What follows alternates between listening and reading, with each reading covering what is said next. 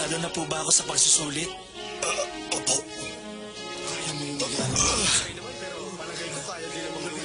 Alex! Anong susunod kong klase? Agham pampolitika. Agham pampolitika? Nakakaantok naman. Ang pagbabalat kayo ng prinsipe.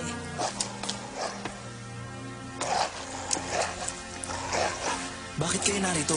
Binabantayan ba ninyo ang aming aklatan?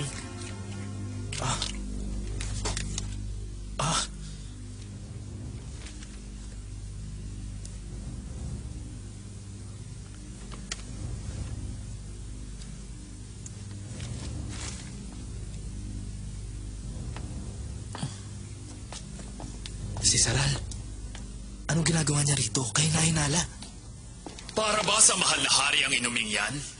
Opo. Akin na. Ako na lang ang maghahatid. Mahal na hari, hayaan po ninyong hatiran ko kayo ng mainit na tsokolate. Aba, salamat, Saral. At napakaganda rin po ng mahal na reyna. Ikaw talaga, Saral. Ipagpaumanhin po ninyo kung lumapit ako sa inyo ng walang paalam. Gusto ko pong malaman ninyong isa ng magaling na eskrimador si Leonard. Ngunit pagdating po sa ibang signatura, nahuhuli po siya. Ilang ulit na ngang isinangguni ng kanyang guro ang bagay na yan sa aming dalawa. Hindi na namin alam ang gagawin namin sa kanya. Ngunit hindi ko po ito sinabi upang ikabahala ninyo. Malaki naman po ang kakayahan ng prinsipe. Alam ko naman po kung bakit wala siyang interes sa kanyang pag-aaral. Kung ganoon, sabihin mo na sa amin, Saral. Paano sisipagin mag-aaral ang kaisa-isa kong anak? Madali lang po. Humanap po tayo ng isang babaeng makapagbibigay inspirasyon sa mahal na prinsipe. Nahanap siya ng kasintahan? Opo, mauunawaan po ni Leonard na siya ang tagapagmana ng inyong kaharian at kailangan niyang matuto kung paano ito paglilingkuran. Tama ka. 17 taong gulang ako nang ako'y maging hari. At 16 na si Leonard ngayon. Kaya kailangan na po natin kumilos ngayon, kamahalan. Saral, alamin mo kung sino ang mga dalagang karapat-dapat sa kanya. Ngunit ilihin mo. Opo, kamahalan. Gagawin ko po ito sa lalong madaling panahon. Kahit may malaking problema, kailangan kagalang-galang pa rin ang kilos ng hari. Dapat wala siyang kinikilingan. May mga oras na kailangan niya na kailangang mabilis siyang magpasya. Kaya dapat alam niya ang mga batas na pagbabasihan niya ng kanyang magiging desisyon. Alex, hinahamo kita. Leonard, huwag ngayon. Tinatanggihan mo ba ako? Tama na ang paglalaro niyo ng Prinsipe Leonard. Hindi po ito ang tama nga sa isang tulad ninyong magmamana sa ating kaharian. Hindi mo ba alam na noon ang iyong ama ay sugsug sa kanyang pag-aaral? Kahit gabi pumupunta siya sa aking tanggapan upang isang guni ang kanyang aralin. Lennon! Alex, kailangan ko ang tulong mo. Pangalawang beses ka nang pumunta sa bahay na nakabalat ka nun. Basta't walang dapat makalang ito. Isama mo na kasi ko. Baka may makakilala pa sa'yo at pagtangkaan pa ang iyong buhay. Mabuti na yung may kasama ka. Walang makakakilala sa akin. Paalam! Pag nalaman ito ng kanyang amang hari, mananagot kaming dalawa. Cinderella! Ang bagal talaga kumilos sa babaeng yan! Kanina pa dapat tayo umalis! Mama, pagdating po sa bayan, ibili po niyo ako ng damit na tulad na sinusuot ng mga kababayan sa palasyo. Mama, gusto ko rin po ng bagong damit. Yung may maraming satin at borda at saka may perlas at malalaking laso. Kailangan ko rin po ng bagong gora. At saka kwintas at bagong sapatos. Gusto ko rin po ng gora, yung may mga balahibo. Oo na, mga anak. Ibibili ko kayo ng anumang gusto ninyo pagdating sa bayan. Basta tumahimik na muna kayo. Nasaan na ba kasi si Cinderella? Baka mapagsarang kami ng mga tindahan sa ginagawa niyang ito. Pierre, alamin mo kung nasaan ang babae yun at dalhin siya rito ngayon din. Masusunod po, Senyora Selena.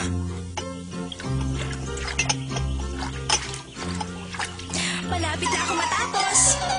Pumunta ba kayong lahat sa bayan? Oo, mamimili sila. Huli na ito. Wow!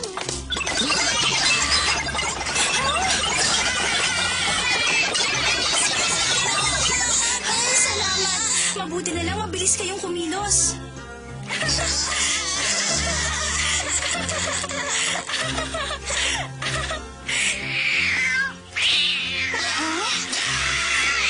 Tama na, Misha. Salbahe ka talaga. Pag di ka tumigil, papaluin kita. Lumabas ka rito! Senyorita, kanina pa po kayo hinihintay ni Senyora. Ganun po ba? Ngunit kailangan ko pa pong mag-ayos ng kaunti. Hindi na kailangan. Kahit sa damit ng tagapaglingkod, kayo po ang pinakamagandang dalaga na kilala ko, senyorita. Mapagbiruhang talaga, Pierre. Paumanhin po, Tia. Walang anuman, Cinderella. Ang ibig lang sabihin nito, wala na tayong panahon para bumili ng mga gamit para sa'yo. Maaari ka nang sumakay. Opo. Mama, huwag niyo pong sabihing itatabi niyo siya sa amin. Tignan niyo po ang ayos na. Oo nga, nakakahiya. Hindi na kasi ako nakapagpalit. Anong pasya ninyong dalawa? Maiwan siya rito. Kung wala siya, sino magbubuhat ng mga pinamili natin? Kung ganon, sasama ka, Cinderella. Ngunit doon ka mauupo katabi ni Fair. Walang lugar para sa'yo rito. Dito po.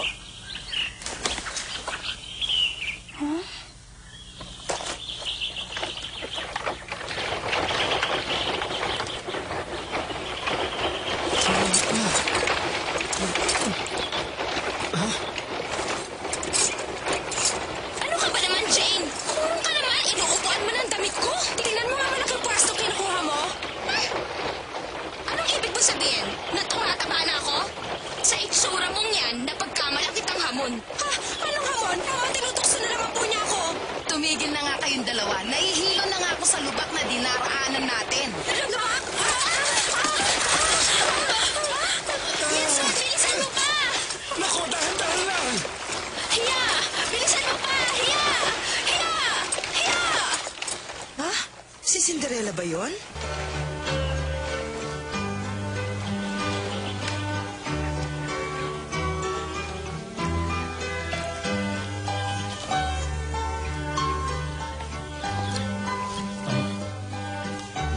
Balita ko, ipihikan daw sa pananamit si Prinsipe Leonard. Totoo ba yan sinasabi mo?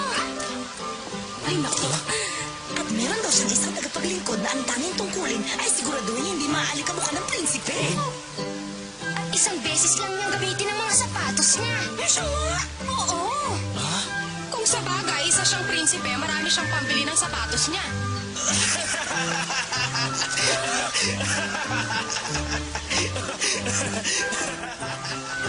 Peruhin mo, kung anak ka ng hari, mapapasaya wala ng damit na gusto mo. Ay.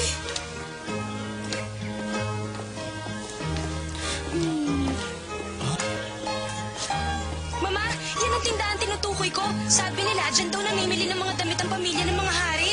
Gusto ko ng damit na may maraming laso. Oo, para itago ang malulusog mong hita. Baka sayang walang magkasya. Ha?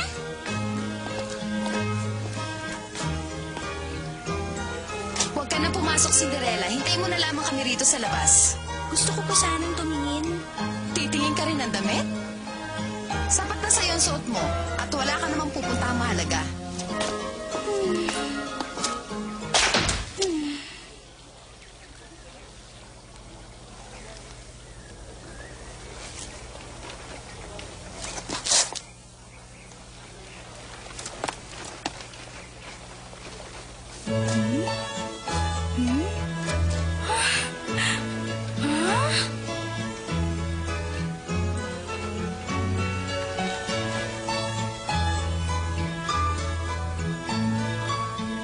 Sariwang bulaklak, Bilibini. Gusto ko po sana, subalit wala akong pambili. Huh? Ganun ba? Bakit po naroon ang mga yon? May kaunting sira kaya itinapon ko na. Sayang naman po ang mga bulaklak. Akin na lang po. Ikaw ang bahala.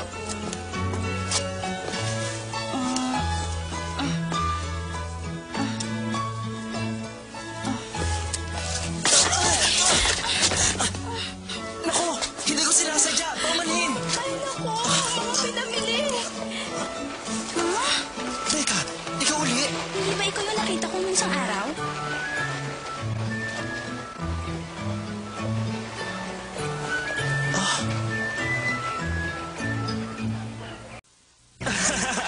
Kakatuwa naman ito. Ikaw naman ang nakabunggo sa akin ngayon. Paumanhin, hindi talaga kita napansin. O, halika na. Tumayo ka na riyan. Salamat. Naku, mga damit. Ang dami. Sa'yo ba ang mga yan? Kanino pa ba? Sandali, hayaan mo tulungan na kita. Hindi na kailangan. Kaya ko na to. May napansin ako. Pangalawang beses na ito, kaya dapat siguro makilala na kita. Ang presko mo naman. Kung ayaw mo, tutulungan na lang kita riyan. Sinabi ko kaya ko nang buhatin ang lahat ng ito. Ay! Ay! Ang sakit. Nakita mo na? Tutulungan na kita. Pwede magtanong, dito ka ba nakatira sa bayan? Hindi. Kung gano'n, paano ka nakarating dito? Eh di sa pamamagitan po ng karwahe. Oo nga naman, hindi ko agad naisip. Ipinadala ka ng amo mo para kunin ang mga ito. Nagkakamali ka. Wala akong amo. Kuan! Hindi yun ang ibig ko sabihin! Sandali! Mama, kailangan ko po ng matamis. Kung hindi po ako makakakain, ihimatayin po ako. Malapit na matapos si Katrina. At tigilan mo na nga ang matamis. Baka hindi na sa'yo magkasyang damit na pinamili mo. Sawa na ako sa panunokso mo. Jane, hanapin mo si Cinderella at sabihin mong malapit na tayong umalis. At huwag na huwag kang pupunta sa tindahan kung gusto mong kumain kayong dalawa ng hapunan.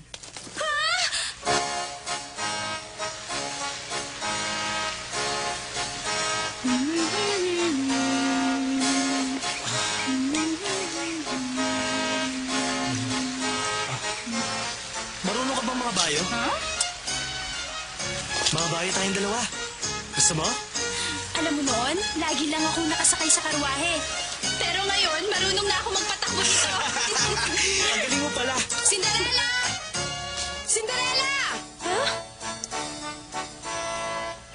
Nakikipag-usap siya sa isang di kilalang lalaki.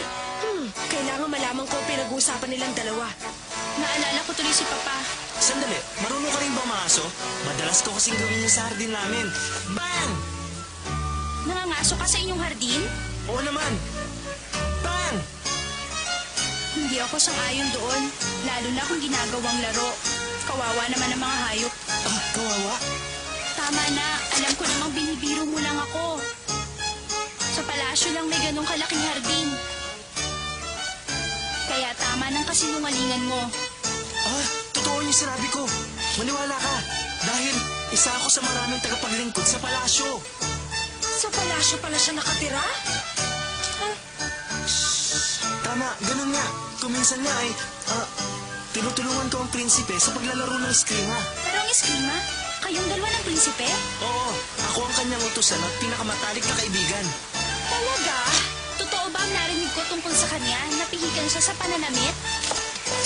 Na minsan lang niyang isuot ang sapatos sa sapatos? Ang totoo, kaunti lang ang mga sapatos niya. At sinusuot niya ang mga yon hanggang maluma. Talaga? Maniwala ka, hindi naman siya kakaiba sa katulad natin. Ang totoo, mahilig rin siyang mamasyal sa kakahuyan at makipaglaro ng eskrima sa akin. Paano naman natin magiging katulad ng prinsipe? Sandali, dito muna tayo. Paumanhin, ngunit kailangan ko nang umalis. Hinintay ako ng tiyak. Hindi ba kita kilala? Sabihin mo man lang sa akin ang pangalan mo. Baka makasama pa yun sa akin. Sige, paalam, Ginoong Mambobola.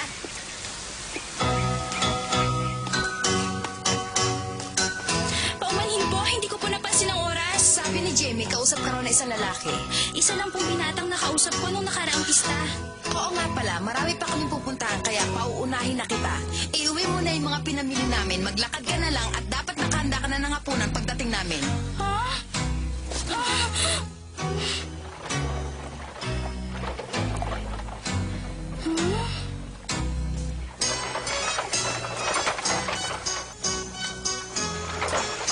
Sigurado ka nakatira sa palasyo ang binatang yun? Ang lahat ng tungkol sa prinsipe, alam niya. Sabi po niya, siya ang pinakamatalik na kaibigan ng prinsipe. Kung totoo ang sinasabi niya, higit niyang kilala ang prinsipe kaysa nino man kilala natin. Aalamin natin kung anong uri na bayan gusto ng prinsipe at gano'n na magiging asa ninyo hanggat maaakit ko siya. Tama!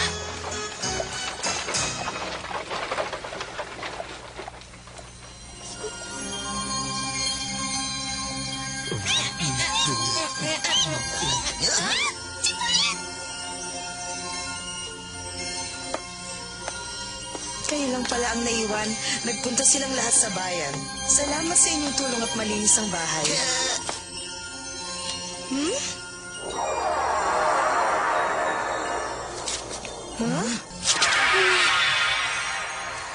Pagod na ako, hindi ako makakauwi sa oras. Paano na to? Hindi ako makakapagluto ng hapunan. Bakit kasi ipinadala pa nila sa akin ang pinamili nila? Kawawa naman siya. Tulungan agad siya. Mabuti na lang. Mabait kay Cinderella ang mga alaga niya.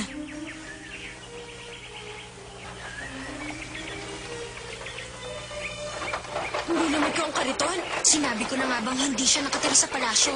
Hindi ganyan ang ayos ng taga ron. Paano siya magiging...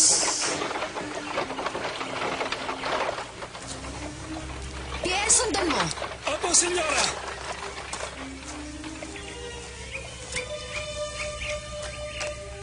Baka isa nga siyang tagapaglingkod, ngunit hindi niya kilala ang prinsipe.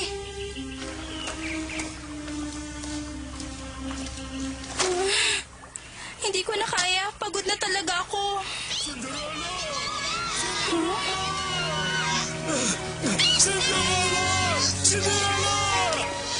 Paano niyo nalaman narito ako? Nakita ka raw ni Papi habang lumilipad siya. Hindi ba, Papi?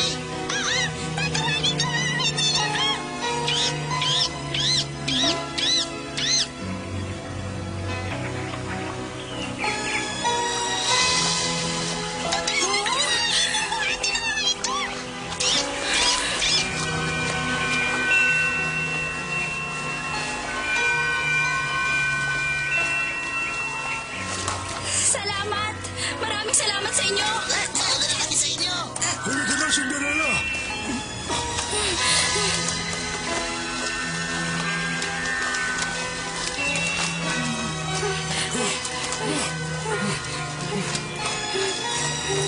Kaunting tiis na lang, malapit na tayo sa bahay!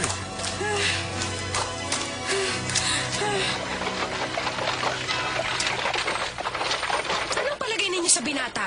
Sa itsura niya, sa kwadra lang ng palasyo siya naglilingkod. Mali kayo, mga anak. Maganda ang damit niya, gawa sa mamahaling tela. Marahil totoo ang sinabi ng binata na malapit siya sa prinsipe. Ngunit paano siya nakilala ni Cinderella? Talaga ang babaeng yon. Pierre, bilisan mo. Opo, senyora!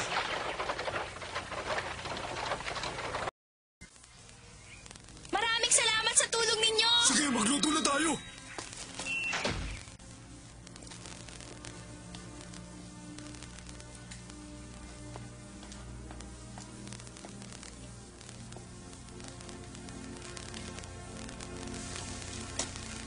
Wala na akong oras.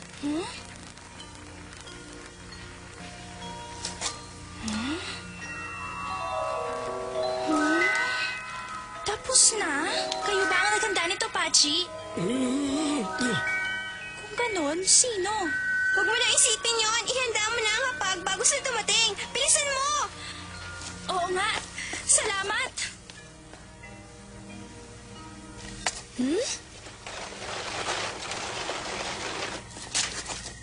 Magandang gabi po. Naihanda ko na po ang hapunan. Siguradong gutom na kayong lahat. Mukhang masarap ang hapunan natin ngayon. Ha? Bakit po, Mama? Cinderella, muli mo na naman akong pinahanga. Salamat po. Mayroon akong isang taong aanyayahan upang maghapunan dito. Ang tinutukoy ko'y ang lalaking kausap mo kanina sa bayan. Makipagkita ka sa kanya at anyayahan mo siya rito. Ngunit Tia, hindi ko po magagawa ang inuutos ninyo. Di ko po alam ang pangalan ng binatang yun. Ang lakas naman ng loob mo. Sumusaway ka na naman sa inuutos ni Mama. Bakit? Ikinahihiya mo ba kami? Aba, hindi naman. Kung ganon, gagawin mo. Bukas na bukas, hahanapin mo siya at aanyayahan dito sa bahay. Maliwanag?